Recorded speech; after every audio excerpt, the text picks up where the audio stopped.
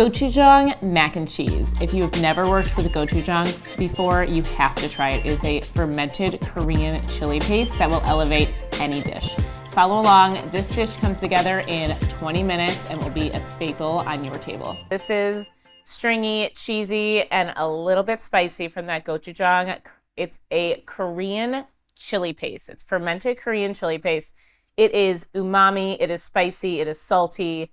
It is the newest craze, and I dare you all to start using it in everything you're making. So we're gonna make a really easy cheese sauce. This is kind of a secret. So I'm letting you in on a very easy way to make a perfect, stable cheese sauce that is like that perfect. I love a stovetop mac and cheese, like a non-baked mac and cheese, and that's what we're going for. Really creamy, your old school, like stovetop mac and cheese. So here I have 2 cups of heavy cream. And we're gonna put that into our saucepan. And basically when we're making this cheese sauce, we're just heating up cream, and that's our thickening agent. Our heavy cream is thickening. And so I'm gonna add the gochujang right to it right now. I'm gonna put it's about a tablespoon and a half. You can add as much or as little as you want, depending on how spicy you want it.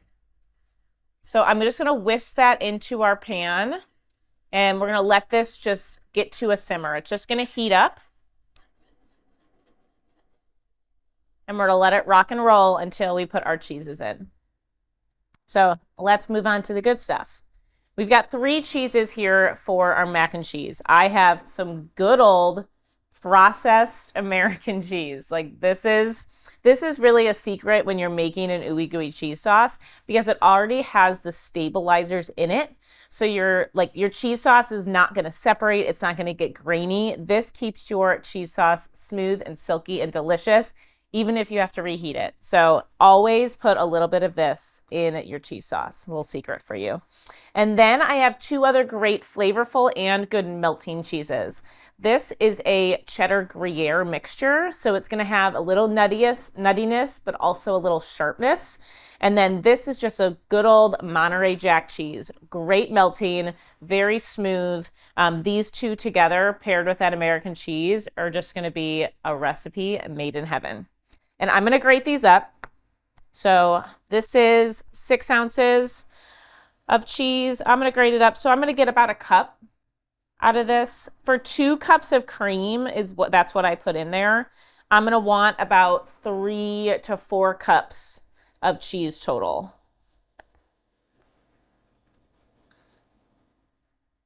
And this is totally like eyeball. Like you don't have to have this perfect. I'm gonna obviously give you the recipe, but if you have a little bit more, a little bit less, it's totally fine. Even if your cheese sauce gets a little thick, add a little bit more cream or milk. This is totally a recipe that can get transformed so many different ways, and you can add so many different things to it.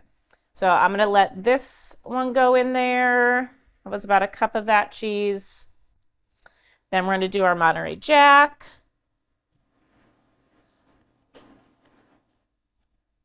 If you have a food processor, it's a great way to grate cheese quickly.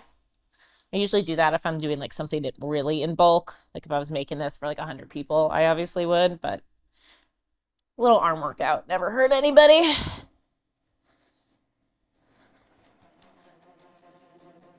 That's good on the Monterey Jack. See, it comes together super fast. And then we're gonna throw in our little American cheese chunks. I just break it into little squares. It doesn't matter how big or how small, because we are gonna let this just heat up and start to melt on its own a little bit. And then we're gonna take our handy dandy immersion blender and just blitz it all together in here to make a smooth and creamy sauce. So it is like truly one pot, super easy. Our cheese sauce is gonna come together in about 10 minutes tops. All you have to do is mix it with the pasta, and then we're gonna have a really cool crunch that goes on top. Totally optional, but again, you can have a upscale, super cool mac and cheese in no time. So this is gonna go a couple minutes to let that cheese get warm and bubbly.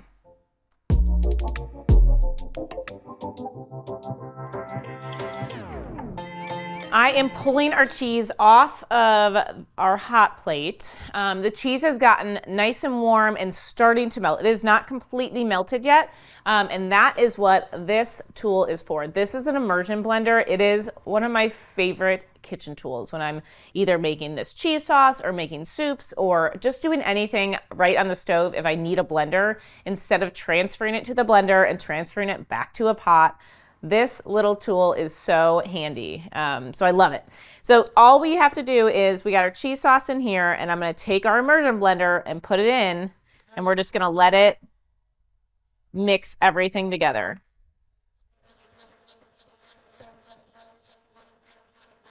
And then there's 2 settings on it. You can go low, you can go high, and it just starts to really blend everything together and turn this from a milk and cheese mixture into an actual creamy cheese sauce.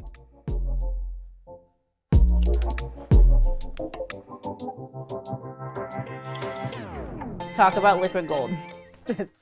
So delicious. It is so creamy.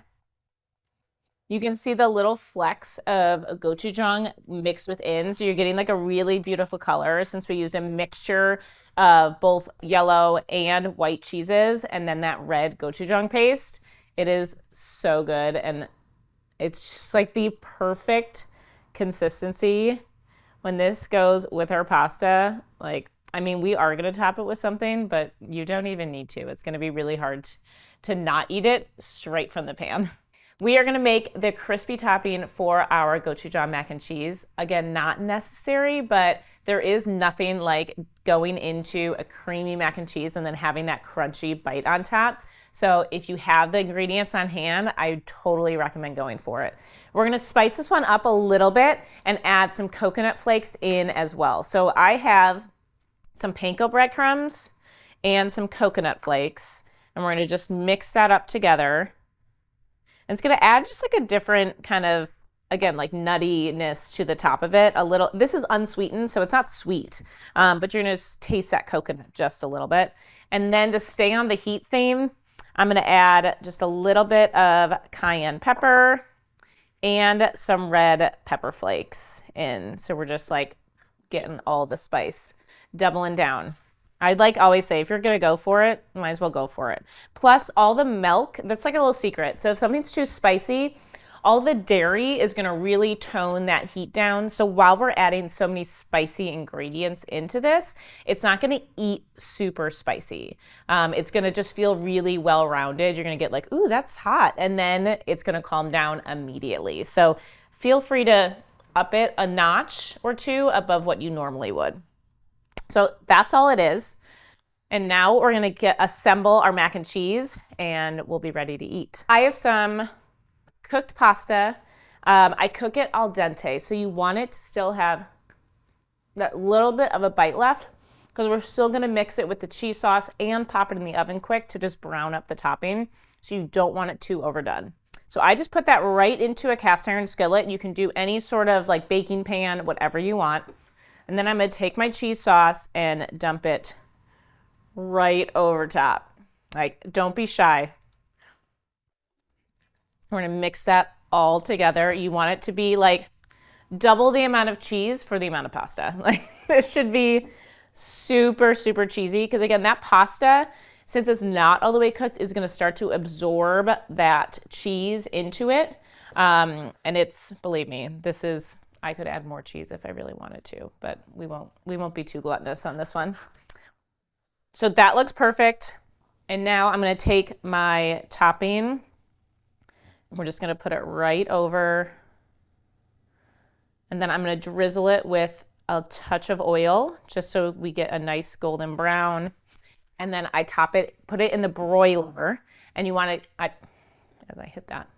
So I'm going to put it in the broiler, and I'm going to keep a close eye on it. It goes really fast. I cannot tell you the amount of times that I've burned something by putting it under a broiler. So 2 minutes, maybe, depends on your broiler and how close it is to the top. Just watch it. You want those breadcrumbs and that coconut to get just nice and brown, not burnt, and that's all she wrote.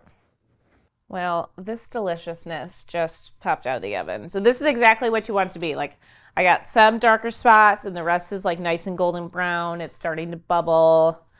I need to try. Watch out, it's very hot. So, and I like serving it like this. Like there's nothing cooler than just having a cast iron pan and putting a trivet down and just serving it up like this. It just looks really cool and it gives it that really rustic charm. It is perfect, cheesy. This is how I like my mac and cheese, like doused in creamy cheese. Stovetop mac.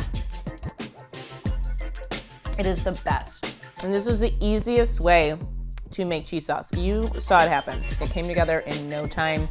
All you need is a pot and immersion blender. Minimal dishes, super easy and delicious. Enjoy, guys.